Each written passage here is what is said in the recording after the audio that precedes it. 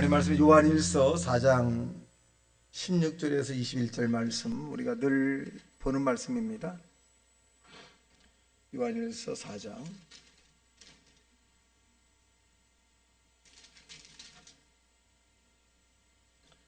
16절 21절 말씀 다 같이 시작. 하나님이 우리를 사랑하시는 사랑을 우리가 알고 믿었노니 하나님은 사랑이시라. 사랑 안에 거하는 자는 하나님 안에 거하고 하나님도 그의 사랑 안에 거하시느니라. 이로써 사랑이 우리에게 온전히 이루어진 것은 우리로 심판날이 담대함을 가지게 하려 함이니 주께서 그러하신 것 같이 우리도 이 세상에서 그러하리라.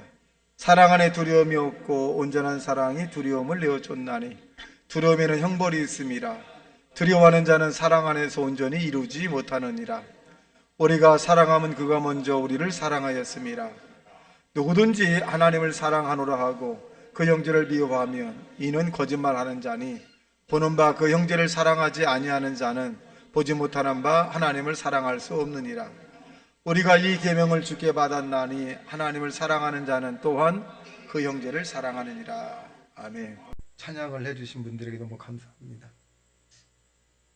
갑자기 시켰는데도 우리 현관 안내 보신 우리 두 분에게, 사실은 현관 안내하는 분들은 뭐 특송이면 특송, 기도면 기도, 아무 때나 시켜도 이렇게 착착 나와 하셔야 될 정도의 실력을 가진 분들이죠, 사실은. 자, 우리 하나님을 사랑하시면 우리 아멘 하십시다. 자, 우리 옆 사람에게 하나님이 당신을 사랑합니다. 시작. 하나님이 당신을 사랑합니다. 여러분, 이 세상에서 사랑을 싫어하는 사람은 아무도 없습니다. 그런데 사랑을 하는 것보다 받는 것이 좋죠. 사랑을 받는 것이 좋습니다. 짐승도 사랑을 하면 웃는다. 그리고 우리가 서로 사랑을 주고받으면 고생도 인내도 다 이겨낼 수 있습니다. 환경도 이겨낼 수 있지만 조건이 다 갖췄다 할지라도 내가 사랑받지 못했다라고 하는 것을 느끼게 되면 아무리 부도, 아무리 우리에게 주어진 환경이 좋다 할지라도 늘 공허함으로 살아갈 수밖에 없습니다. 이 세상에서의 사랑은 뭐 부모의 사랑이 있고 자녀의 사랑이 있지만 형제간의 사랑도 있지만 가장 이 세상에서 아름다운 사랑은 아가페라고 하는 무조건적인 사랑이다. 하나님이 우리를 사랑하는 것은 조건적인 사랑이 아니라 무조건적, 조건이 없어요. 그냥 사랑하는 거예요. 하나님이 왜 날 사랑하시나요? 그냥 사랑하세요. 그래서 저와 여러분이 하나님의 사랑을 받아들이길 주님의 이름으로 축원합니다. 첫째는 용서해 주신 하나님이다. 4장 17절에 보면 이로써, 시작, 이로써 사랑이 우리에게 온전히 이루어진 것은 우리로 심판날에 담대함을 가지게 하려 함이니 주께서 그러하신 것 같이 우리도 이 세상에서 그러하니라. 심판을 받는데 하나님을 사랑하면 담대함이 생기잖아요. 그래서 저와 여러분은 심판을 받는 대상이 아니라 상급을 받으러 가는 대상이다. 목사님, 내가 예수님에게 한 것이 없는데 상급을 받을까요? 믿었다는 자체가 상급입니다.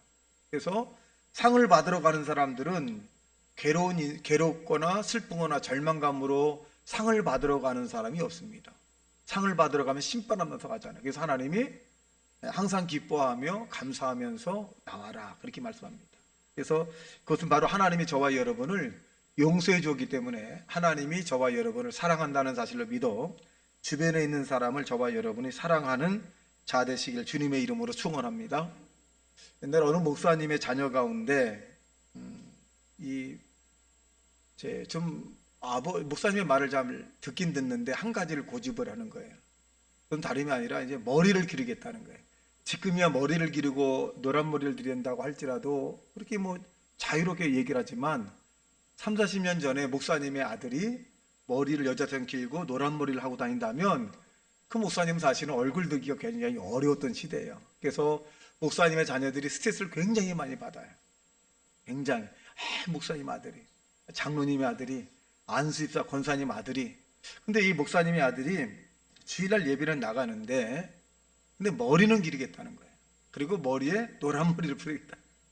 얼마나 목사님이 힘들었는데 하나님 앞에 기도, 하나님, 내가 목회를 어떻게 하라고 이런 아들을 주셔서 머리를 기른 것뿐만 아니라 머리에 노란 머리를 부리고 저렇게 다니니 어떻게 하면 좋겠습니까? 용서가 안 되는 거잖아요.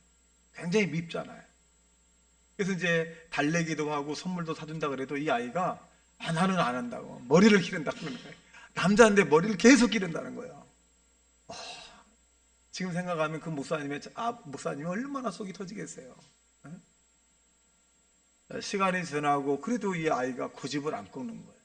신앙이 뭐 확 들어가는 것도 아니고 그냥 뭐 이렇게 왔다 갔다 하는 수준이에요.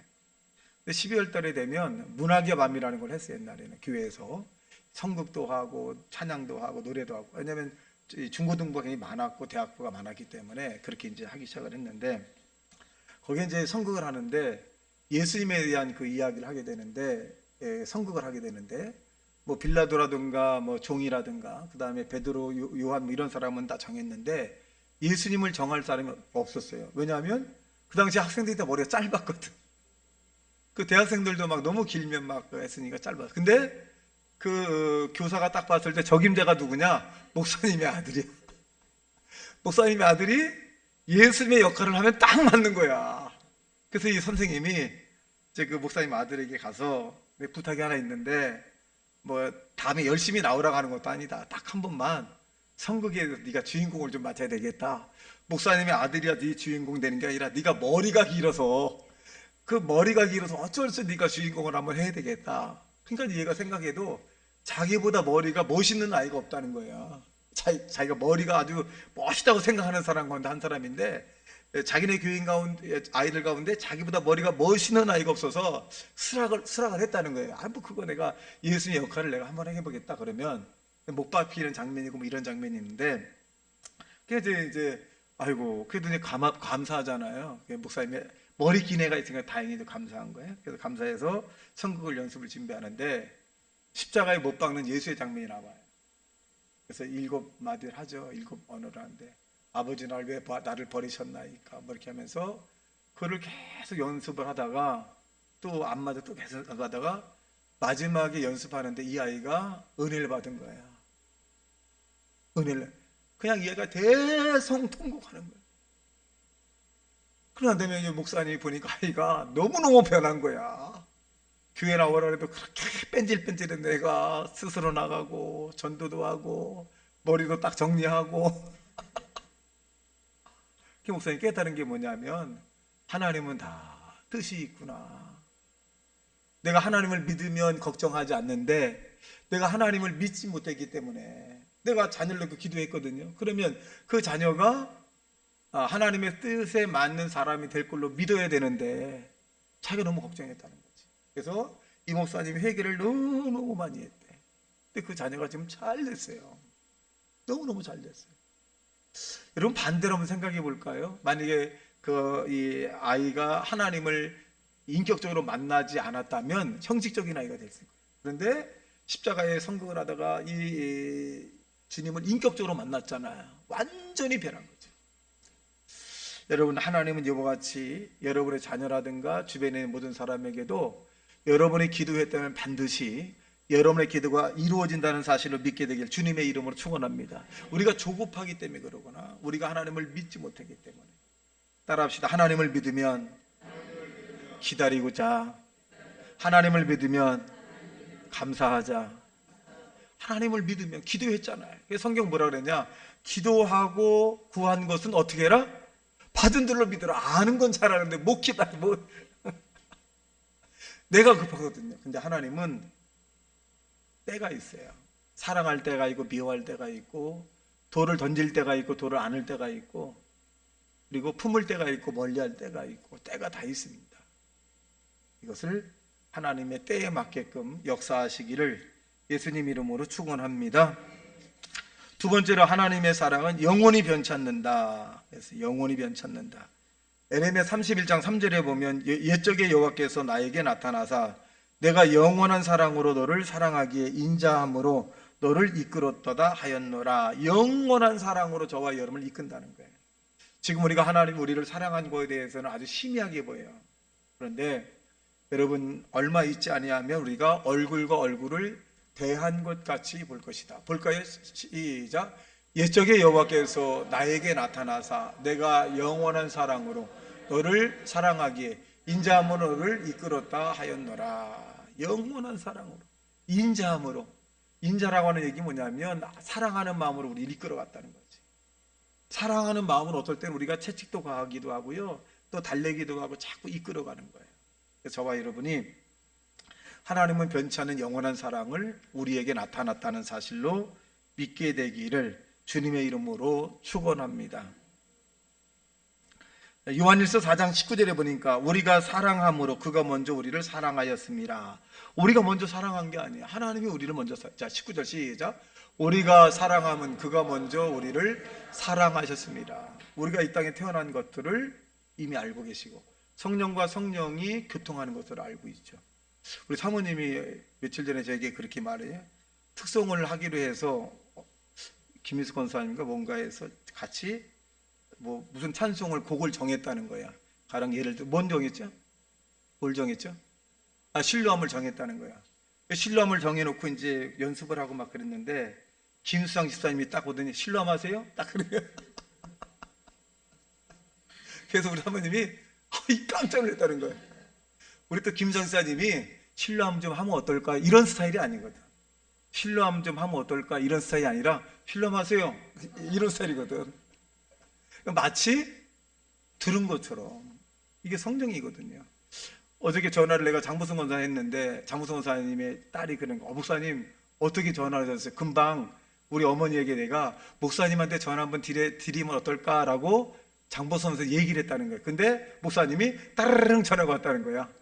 어떻게 하나님이 자기 어머니랑 얘기한 걸 들었느냐. 이런 데 굉장히 많거든요. 굉장히 많아요. 이게 뭘 의미해주고 있느냐? 성령이 통한다는 거잖아요. 여러분, 불교인과 예수 믿지 않은 사람들은 어떻게 가슴이 답답하지, 통하지가 않아. 근데 믿는 사람은 어때요? 성령이 통하거든요. 통해요. 그래서 하나님이 저와 여러분을 영원히 사랑한다는 사실로 믿게 되기를 주님의 이름으로 축원합니다. 그래서 영원히 사랑한다.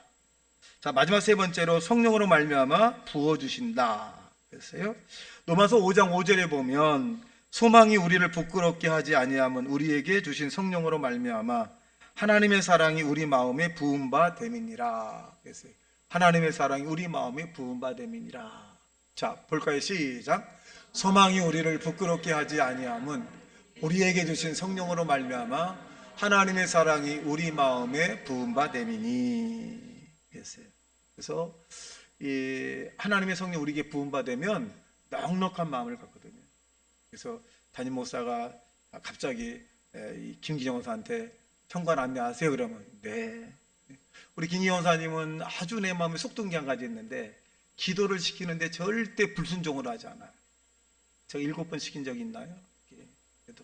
근데 기도 습관이 되셔서 아주 잘해요. 근데 만약에 하나 목사님 기도 못해요 라고 했으면 지금도 못하지. 첫 번 못하면 두 번째도 못하거든요. 근데 첫 번 순종하면 지금 이제 임 권사님이 좀 병원 중에 있어서 아마 임 권사님 전화했는지 모르겠습니다. 현관 안내하세요. 얼마나 이쁘게 잘하는지. 네, 이쁘게 잘하죠. 우리 김희수 권사 잘하시고 우리 주변에 있는 분들도 다 잘하시지만은 순종이 제사보다 낫다라고 하는 말은 뭘 의미해주고 있냐면 자기가 성장을 하잖아요. 여러분 찬양에 대해서 우리 소망순복음께서 가장 많이 변한 사람이 누구예요? 누구예요? 곽계자. 신령할매. 만약 저분이 맨 처음에 찬양을 불렀을 때 좀 틀렸다. 나 창피해서 안 해. 시키지 마세요. 나 시키면 진짜 이렇게 했다라면 성장이 안 됐죠. 그런데 그것보다 내가 하나님을 사랑하는 마음이 더 뜨겁고 내가 실수할 수 있잖아. 우리가 실수할 수 있잖아. 실수한 것이 낮아지고 하나님을 사랑하는 마음이 뜨거워서 찬양을 하고 또 하나님께 영광을 돌리시면 그런 마음이 앞섰기 때문에 실수가 점점 장점이 되게 하는 거죠. 장점이.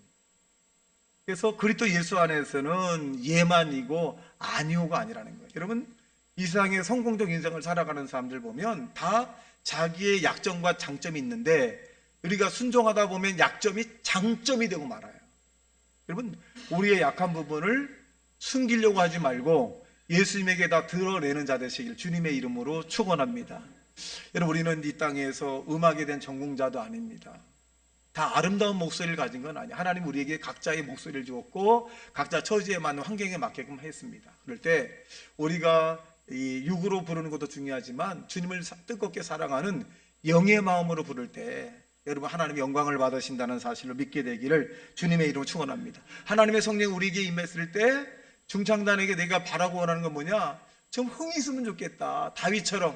다윗이 왕이지만은 그가 하나님 앞에 찬양을 드릴 때는 바지가 벗겨지는도 모르고 막 흔들었잖아요. 왕이 얼마나 채신머리였겠습니까? 바지가 벗겨지는도 모르고 하나님을. 근데 이 왕은 다윗은 어떻게 생각하는 거예요? 바지가 벗겨지는 것이 중요한 것이 아니라 내가 하나님에게 찬양하는 것이 더 좋다. 내가 부끄러움을 당하는 것보다도 내가 이제 하나님께 영광 돌리는 것이 더 좋다. 뭐가 부끄럽냐 이게 자기는. 네? 사람과 사람이 부끄러움도 있고 약점도 있고, 그런데 나는 절대 개의치 않고 지금 내가 하나님 앞에 찬양과 영광을 돌리지 않으면 안 되기 때문에 여러분 그렇게 하는 거예요. 여러분 부끄러운 아래 것을 생각하지 말고 위의 것을 생각하는 자 되시기를 주님의 이름으로 축원합니다. 어떤 사람이 성공적인 인생을 살아가느냐? 다시 해보면 되지. 따라합시다. 다시 해보면 되지. 더 열심히 하면 되지. 이런 사람은 성공합니다. 아, 나 창피해서 안 해. 아유, 부끄러워서 안 해. 아유, 못해. 성장이 안 돼. 여러분, 일을 배울 때도 가르칠 때도 다시 하면 되죠. 기회를 한번 주세요. 다시 한번 시간을 내주세요. 이렇게 적극적인 사람이 하나님께 쓰임받는 것입니다. 우리는 다 연약한 사람이에요. 다 저와 여러분은 어떻게 보면 이 흠이 너무나 많잖아요. 흠이 완벽한 사람을 하나님께 부르는 것이 아니라 흠이 있는 사람을 불러서 흠이 없는 사람을 자꾸 만들어가는 거예요. 만들어가는 겁니다. 그래서 하나님의 사랑을 체험하는 자 되시길 주님의 이름으로 축원합니다. 그러다 보면 여러분 이 앞에서 김상희 사님이 찬양을 인도하고 또 여러분이 찬양을 하게 될 때 여러분 이 천군천사가 얼마나 기뻐하겠어요. 우리 김기영 사님이 막 덥다고 하는데 사실은 그것이 육의 더움이 아니라 영적인 더움이에요. 영적인 더움. 이 뜨거움이, 뜨거움은 뭐냐면 불을 상징하거든요. 그러니까 뜨거움은 죄를 태우고 절망과 좌절을 태우고 낙심을 막 태워버려요. 그래서 나와서 찬양하면 할수록 이제 담대해지죠. 그래서 성경은 우리에게 이렇게 말합니다. 너희 담대함을 버리지 말라. 이는 너희가 받을 하나님의 상이 되느니라. 상. 담대함을 가지고 하나님께 찬양하고 담대함으로 기도하면 그것이 하나님이 우리에게 주는 상으로 내려주시겠다라고 말합니다. 여러분 아까도 주일날 설교했습니다만 천국을 보여주면 스스로 막 가려고 할 거 아니에요. 내가 먼저 들어가야 합니다. 천국을 내가 먼저 들어가야 막 줄을 쓸 거예요. 여러분 찬양도 마찬가지. 찬양도 천국으로 들어가는 지름길인데 김상 집사님이 시키는 것을 그냥 사람으로 생각하지 말고 김상 집사님이 시키는 것은 하나님의 성령께서 감동을 해서 나를 하나님 통해서 하는 영광을 받으시려구나. 그러면 은혜가 되는 거예요. 은혜가 돼. 아이고 김사님 나 또 시키네. 그렇게 생각하면 은혜가 안 돼. 은혜가 안 돼. 머리가 홀라당 벗겨진 분이 뭔 이유가 있어가지고 시켰겠지. 다 이유가 있겠지. 여러분 사람과 사람의 속에서도 이렇게 생각하면 쉬워요. 다 이유가 있겠지. 나를 위해서 있는 거겠지. 다 하나님의 섭리겠지. 그렇다고 해서 손해보는 거 없잖아요. 손해보는 거 없어요. 오히려 찬양을 통해서 하나님께 영광 돌리고 또 기도를 시켜도 하는 것은 뭐냐면 얼마나 이 많은 사람들 앞에 내가 대표로 기도한다는 것이 얼마나 감동적입니까? 얼마나 감사해요. 얼마나 감사합니까?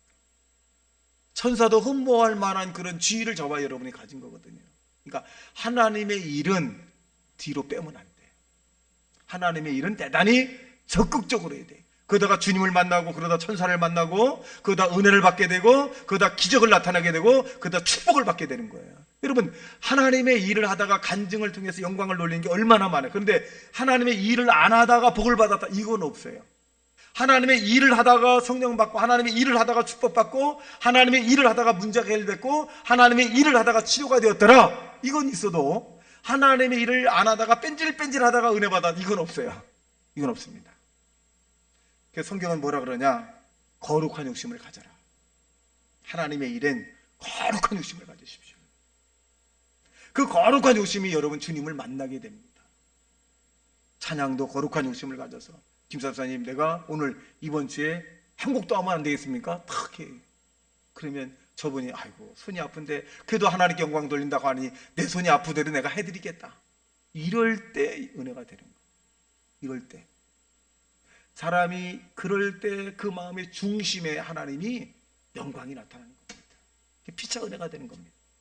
저와 여러분이 성령을 우리에게 부어준다는 사실로 믿어서 다른 사람이 나에게 부탁을 할 때 하나님이 나를 통해서 역사하는구나. 그래서 될 수만 있으면 또 다른 하나님의 일이 아니라면 여러분 수용하고 받아주고 이끌어주고 위로해주고 소통하는 하나님의 사람이 되시기를 주님의 이름으로 축원합니다. 다 같이 말씀 생각하며 통성으로 기도합니다. 주여 주여 주여.